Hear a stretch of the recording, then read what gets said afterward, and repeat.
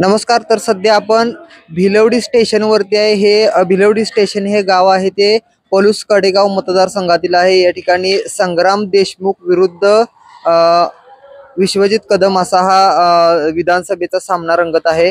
तर या ठिकाणी डेव्हलपमेंट किंवा स्थानिक जे आहेत त्यांची मतं काय आहेत थोडक्यात आपण जाणून घेण्यासाठी या ठिकाणी आलेलो आहोत. पलूस कडेगाव मतदारसंघातून विश्वजित कदम विरुद्ध संग्राम देशमुख उभा राहिलेले आहेत. काय मत आहे तुमचं? भिलवडी स्टेशन हा एरिया आहे पलूस कडेगाव मतदारसंघातला. नाव काय आपलं? बाळासाहेब यादव. बरं, काय म्हणताय आता? काय चालू आहे सध्या? काय होईल वाटतंय? काय म्हणजे आता बाळासाहेब चांगले आहेत.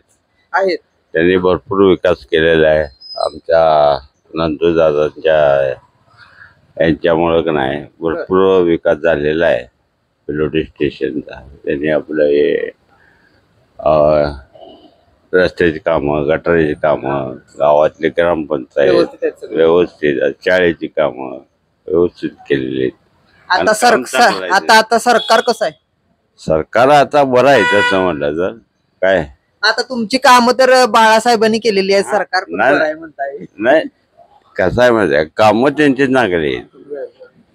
म्हणजे आमदार म्हणून ते इथं हा, पाहिजेत. आमदार सरकार म्हणून पाहिजे. आहे. आम्हाला पहिल्यापासून जे पहिल्यापासून मतदान आहे ते आम्ही काँग्रेसच आहे. बरं बरं बरं. पण सरकार बरं आहे. सरकार बरं आहे म्हणजे गोर गरिबांसाठी चांगलं आहे. योजना वगैरे योजना आणलेल्या आहेत. तुमच्या महिलांसाठी योजना आणलेल्या आहेत. नाही, बाळासाहेबांनी बी तसं भरपूर काम केलेलं आहे. हा, किती तसं किती मत आधिक्य किती येईल वाटतंय आता यावेळेस? ह्या आमच्या स्टेशनवर जर बघा 99% मतदान आहे. मतदान आहे. म्हणजे भिलवडी स्टेशनवर. हा, भिलवडी स्टेशन. काय आता काय मागणी काय? मागणी काय, विकास कामं करावे स्टेशनची. आता काय राहिलेली काय काम आहेत? काय रस्त्याची, गटारीची.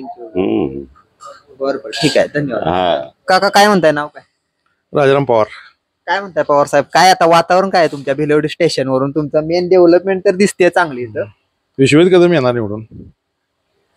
काम चांगले आहेत. काम चांगले. बरं, आता तर सध्या सरकार कसं वाटतंय? आता आपले व्यवसाय काय म्हणून? सरकार आता माहिती चांगलंच आहे तसं. चांगलं आहे. पण इथं विश्वजित कदमच पाहिजे. आमच्या तालुक्यात तेच. ठीक आहे. काय आता काय मागणी काय व्यावसायिक म्हणून काय वाटतंय? असं म्हणजे काय महागाई वगैरे वाढलेली आहे, फटका बसलाय काय? महागाई वाढलेली आहे. काय सामान्य आहे, बरंच म्हणायचं काय आहे. बरं आहे म्हणजे पहिल्यापेक्षा बरं आहे. ठीक आहे, धन्यवाद. योजना पण चांगली त्यांच्या. योजना चांगली आहे. किती हे येईल वाटतंय असं मत? 50 येईल की जवळ 50,000. 50,000 लीड पडेल. जास्त पडेल. ठीक आहे, धन्यवाद. 50 पेक्षा जास्त पडणार आहे त्यात. कारण का इकडं भाग आमचा चांगला आहे, पहिल्यापासून काँग्रेसमध्ये आहे ना. म्हणजे पलूसकडे गाव आहे ना, आम्ही पतंगराव म्हणजे ज्या वेळेला पहिल्या स्टार्टला जे मतदान माझं झालं त्यावेळेपासून मी काँग्रेसचा माणूस आहे. प्रसाद सीताराम यादव. पलूस कडेगाव मतदारसंघातलं भिलवडी गाव आहे. काय भिलवडी स्टेशन किंवा भिलवडी गावातून काय वातावरण आहे? संग्राम भाऊचं वातावरण आहे. संग्राम भाऊ. बर, काय कारण काय? कारण पक्षाचा विषय आहे. भाजप पक्षाकडे उभा राहिले. काम आहे ती लाडकी बहीण योजनेचं काम आहे. म्हणजे योजनेचा फायदा होय, नक्की होणार फायदा. आता पूर्वी जे 10 वर्षात जी कामकिर्दी किंवा कारकिर्दी झालेली आहे या आमदारांच्या काळात, ती झाले योग्य वाटतं? नाही, अजिबात काही वेगळे झालं नाही. कामं विमा अजिबात काय झालं नाही. रस्त्याची कामं झाली नाहीत. हा, रस्ते तर सध्या आता खराब आहेत. खराबच आहेत. हे आता कायम काही सुद्धा झाले नाहीत विकास काम. ही कायमचे रस्ता असंच आहेत का आता? कायमच असं आहे. आता तुमच्या सध्या भिलवडीच्या क्षेत्रामध्ये रस्त्यांची अडचण आहे. होय. आता हा मेन फ्लायओव्हर झालेला आहे, तो फक्त तो भाजपच्या काळातच झालाय. संजय काकाचा ह्याच्या फंडातनं झालेला आहे. म्हणजे आपण सांगलीचे जे माजी खासदार आहेत त्यांना आपण इथे श्रेय देणं गरजेचं आहे. कारण सध्या जे रस्त्यांच्या श्रेयावरून सुद्धा वाद चालू आहेत सांगलीमध्ये. आता नवीन खासदार आहेत ते म्हणतात आम्ही केलेलं आहे. पण पूर्वीच्या ह्याच्यात झाले असं तुम्हाला वाटतं? पूर्वीच्या ह्याच्यात झाले म्हणजे संजय काकांच्या काळात. संजय काकाच्या काळात झाले. आता काय किती लीड नेतील वाटते देशमुख? तसं काय सांगता येत नाही. घासाघाशी होणार. कारण पूर्वी सत्ता आमदारांची असल्या. हो. ठीक आहे, काय मागणी असेल आता तुमच्या या गावात? काय एवढं विकास कामांची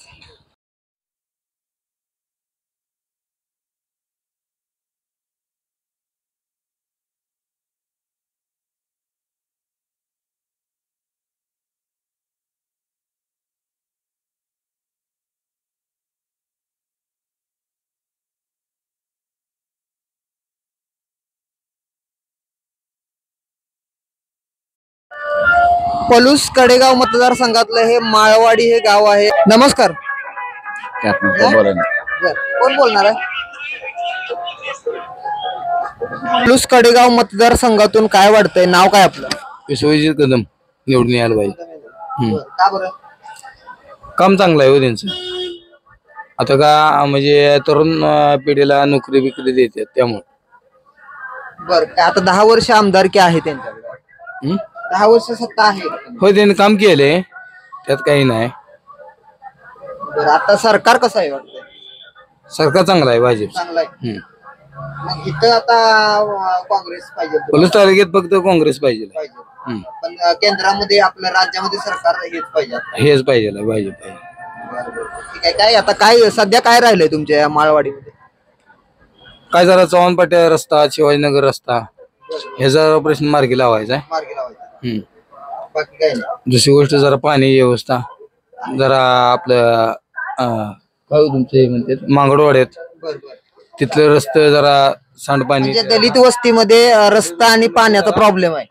पाण्याचा प्रॉब्लेम आणि घाणीचा प्रश्न आहे. त्यामुळे पोरं तिथले आजारी पडायले. तेवढा प्रश्न एक मार्गी लावायचा आम्हाला. एवढं आम्हाला पाहिजे. पलूस कडेगाव मतदारसंघातील भिलवडी हा एक ग्रामपंचायतचा विभाग आहे आणि या ठिकाणी विश्वजित कदम विरुद्ध संग्राम देशमुख असा सामना रंगत आहे. तर ग्रामस्थांचं मत काय या ठिकाणचे बघूया आपण थोडक्यात. नमस्ते, नाव काय आपलं? पांडुरंग चौधरी. पलूस कडेगाव मतदारसंघातून काय वाटतंय आता सध्या कुणाचं वातावरण चांगलं? काँग्रेस. विश्वजित कदम. विश्वजित कदम. विकास वगैरे झालेला आहे त्यामुळे. हा विकास झाला, भरपूर विकास केलेला आहे त्यानंतर. पुरातून बाहेर लोकांना काढण्याचा मदत कार्य भरपूर केलेलं आहे. बरं, आता सध्याचं सरकार सध्या सरकार आता यावं आमची ही अपेक्षा आहे. आता तुम्ही तर म्हणता इथं काँग्रेसची सत्ता पाहिजे. हो पहिल्यापासूनच आहे. म्हणजे ह्या गावामध्ये किंवा मतदारसंघात काँग्रेस पाहिजे. हो पहिल्यापासूनच आहे. पण सरकार हे त्यांच्या राज्यामध्ये वडिलापासून आहे. सरकार आत्ताच पाहिजे. हो आसपास आपल्या जवळच आहे. कडेगाव मधून यावर्षी बदल होऊन माननीय संग्रामभाऊ देशमुख आमदार व्हावे. बदल हो म्हणजे बदल पाहिजे. आमदारकीत बदल सत्ता सत्ता आहे. बर, काय विकास काम काय? विकास काम या 6-6.5 वर्षाच्या कालखंडात आमदाराच्या विद्यमान आमदाराच्या कालखंडात काय झालेली नाही. म्हणजे जी काय आता कामं झालेली आहेत ती पूर्वीची मंजूर कामं केलेली आहेत आणि त्याच्यात काय म्हणजे फार मोठी कामं केली असं काही नाही. काय म्हणताय? 15वा वित्त आयोग आणि 14वा वित्त आयोग मधली काही कामं ह्यांनी दाखवलेली आहेत. यांनी फक्त जिल्हा नियोजनचं कारण पुढं केलेलं आहे. आमदारकीमध्ये कोणतंही जे काम आमदारांनी करायचं असतं, आमदार म्हणजे कशासाठी आपण निवडून देतो. आता काही नेते मंडळींच्या तोंडातून असे शब्द येतात की तुम्हाला ह्या समाजाला हे मंदिर दिलंय, ते म्हणजे उपकाराची भाषा अशी कार्यकर्त्यांची सुद्धा चाललेली आहे. त्याच पद्धतीने आमदारांची पण भाषा हीच आहे. आम्ही दिलेलं आहे म्हणजे तुम्ही होम दांडगावपणा करण्याचा प्रयत्न आता चालू आहे. आणि दुसरी गोष्ट सांगायचं म्हणजे जी कामं पूर्वी मंजुरी होती त्या कामाचं येऊन श्रेय लाटण्याचा प्रयत्न आमदार करतायत हे निश्चित आहे. सरकार आताच कसं आहे? सरकार अतिशय चांगला आहे. 2014 पासून 2019 मध्ये महाजनादेश जनतेने दिला आणि उद्धव ठाकरे यांनी बंडखोरी करून त्यांनी सत्तेचं म्हणजे महाजनतेनं दिलेला जनादेश होता. म्हणजे मुख्यमंत्री पद हे देवेंद्र फडणवीस या पदावरतीच विराजमान होणार हे त्यांनी दाखवून दिलं होतं. आणि ठीक आहे त्यांनी बंडखोरी केली, राज्य झालं 2.5 वर्ष राहिलं, पण त्यामध्ये सांगायचं भागामध्ये आता पूर परिस्थितीमध्ये एक महाराष्ट्र राज्याचा मुख्यमंत्री आलेले 21 मध्ये सांगायचं आणि लाल कलरचं मॅट हातरलं भिलवडी भागामध्ये आणि त्या मॅट वरती मुख्यमंत्री चालतायत. म्हणजे तुम्ही महापुरामध्ये जनतेला भेटण्यासाठी आला होता, त्यांना विचारपूस करण्यासाठी आला होता का ऍडव्हर्टाईज करण्यासाठी आला? त्याच्या आधी तत्कालीन विरोधी पक्षनेते आदरणीय देवेंद्रजी फडणवीस साहेबांचा दौरा झाला. त्याच्यानंतर यांनी लगेच 4 दिवसांनी तत्कालीन राज्यमंत्र्यांनी म्हणजे विरोधी पक्षनेते माझ्या भागात येऊन गेले म्हणून यांनी मुख्यमंत्र्यांचा टंटबाजी करण्याचं काम आणि ह्या ठिकाणी म्हणजे मांडव सुद्धा घातलेला होता. त्याचे व्हिडिओ सुद्धा आमच्याकडे आहेत, फोटो सुद्धा आहेत. म्हणजे एक आपण सुखाच्या कार्यक्रमाला आलोय की दुःखाच्या कार्यक्रमाला आलोय हे यांनी दाखवून दिलं. ही गोष्ट म्हणजे सांगायची म्हणजे तुम्ही जनतेला भेटण्यासाठी आला, त्यांची मदत करण्यासाठी तुम्ही आला होतात एक राज्याचे मुख्यमंत्री म्हणून. मग तुम्ही मॅट वरती लाल मॅट हातरलं, मांडव घातला, तिथं तुम्ही सभा घेतल्या, तर हे योग्य आहे का? हे मला विद्यमान खासदारांना राज्यमंत्र्यांना माजी राज्यमंत्र्यांना नाही, विद्यमान आमदारांना सुद्धा विचारायचं आहे. आता तुम्ही जे पुस्तक छापलं त्या पुस्तकामध्ये तुम्ही किती कामं प्रामाणिकपणाने तुम्ही केलेले आहेत हे किती तुम्ही दाखवलं? हा म्हणजे 15वा वित्त आयोग केंद्र सरकारने दिलेला निधी तुम्ही दाखवला. 2019 साली तत्कालीन मुख्यमंत्री आदरणीय देवेंद्रजींनी सहकार्य अनुदान 10,000 रुपये दिले. शेतकऱ्यांना पिकाचं जे काही नुकसान झालं होतं त्यांना दिले. पुराचे म्हशी वाहून गेले, म्हशींचं निधन झालं त्यांना सुद्धा त्यांनी साथ घातली, पैसे दिले. ज्यांचं घर पडझडी झालेलं आहे त्यांना सुद्धा 95,000 रुपये दिले. म्हणजे आणि दुकानगारांना पण त्यांनी 50,000 रुपये दिले. मग आम्ही दिलं तुम्ही काय दिलं 2019 मध्ये हे सुद्धा आपण सांगणं गरजेचं आहे. नुसतं आपण तत्कालीन राज्यमंत्री कृषी राज्यमंत्री असताना आपल्याला शेतकऱ्यांचा कळवाळा का आला नाही? आणि आज शेतकऱ्यांच्यासाठी वीज बिल माफ केलं, 60% वीज बिल सुद्धा माफ केलं आणि 60% वरतीचं वीज बिल आहे ते कंटिन्यू भरा म्हणून असं सांगितलेलं. तुम्ही असं का सांगितलं? आणि मला विद्यमान आमदारांना पण एक प्रश्न विचारायचा आहे. तुम्ही संसदेमध्ये विधान भवनामध्ये दंगा केला, गदारोळ केला. दादानी ज्यावेळेस अर्थसंकल्पन जाहीर केलं त्यावेळेस लाडकी बहिणी योजना आणली, त्यावेळेस ते बोलत असताना तुम्ही का त्यांना विरोध केला? आणि आताचे विरोधी पक्षनेते सुद्धा सांगितलेत की लाडक्या बहिणीचा प्रचार होणार नाही, ते पैसे बोगस आहेत. आणि आज तुम्ही तोंड वर करून का सांगताय की आम्ही सत्तेत आल्यानंतर आम्ही 2,500 3,000 देऊ? तुमच्या पैसे आता हा पैसा येणार आहे का? ती तिजोरी रिकामी होणार नाही का? अधिकाऱ्यांचा पगार देणार नाही का तुम्ही? हे सुद्धा तुम्ही सांगावं. केंद्र सरकार असल्यामुळे हा म्हणजे सांगण्याचं तात्पर्य एवढं आहे. तुम्ही भुलभुलैयाला नागरिक बळी पडणार नाहीत. ह्यावेळेस 100% परिवर्तन हे होणार आहे. पुन्हा एकदा 95 साल जे होतं ते दाखवणार आहे. टेंबूचे जे मान्यता आहे आणि जे आणली ती आदरणीय स्वर्गीय आमदार संपतराव अण्णा देशमुख यांनी आणली आणि त्यांना साथ घालणारे स्वर्गीय आनंदराव बाबर म्हणजे आनंदभाऊ बाबर यांनी सुद्धा साथ घातलेली आहे. त्यावेळेस 15 आमदारांनी युतीच्या सरकारमध्ये त्यांना पाठिंबा दिला. त्यामध्ये अण्णासाहेब डांगे, बाबरसाहेब भाऊ हे सगळे होते. त्यावेळेस तुम्ही काय केलं? आता तुम्ही सांगताय ना, ह्याचं एक उदाहरण म्हणून आम्ही हे सांगतोय. आणि ह्यावेळेस 100% परिवर्तन हे काळ्या दगडाची पांढरी रेघ आहे. आणि 2024 साली महाराष्ट्र राज्याचे मुख्यमंत्री म्हणून आदरणीय देवेंद्रजी फडणवीस साहेबच मुख्यमंत्री होणार हे काळ्या दगडावरची पांढरी रेघ आहे. एवढं सांगतो. ठीक आहे, धन्यवाद. पलूस कडेगाव मतदारसंघातील अंकलखोप हे गाव आहे आणि विश्वजित कदम विरुद्ध संग्राम देशमुख अशी इथं लढत आहे. तर सध्या लोकांचं मत काय आहे बघूया थोडक्यात. नमस्कार काका. नमस्कार. नाव काय आपलं? माझं नाव रवींद्र गणपती कुंभार. बरं, काय म्हणताय आता अंकलखोप मधून काय वातावरण आहे? अंकलखोप मधून संग्राम भाऊ निवडून येतील. बर, काय कारण काय? जिल्हा परिषद मार्फत जे संग्राम भाऊनी काम केले ते भरपूर काम केलेलं आहे.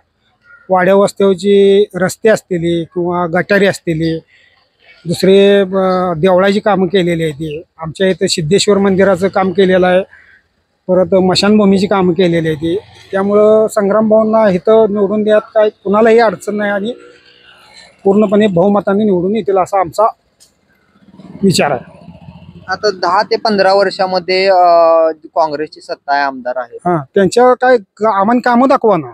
जी कामं केलेली आहे ती जिल्हा परिषद मार्फत केलेली आहे ती शासनानं जी वर्ण केंद्रात आलेली कामं आहेत तीच कामं झालेली आहे ती वैयक्तिक त्यांची कामं कुठे आहेत तेवढी दाखवायची फंडातून झालेली नाही ती. फंडातनं काय झालेलं नाही त्यांची आणि वैयक्तिक त्यांची जिल्हा काय परिषद असेल, कडूनच झाली. जिल्हा परिषद कडूनच कामं झालेली आहे सगळी.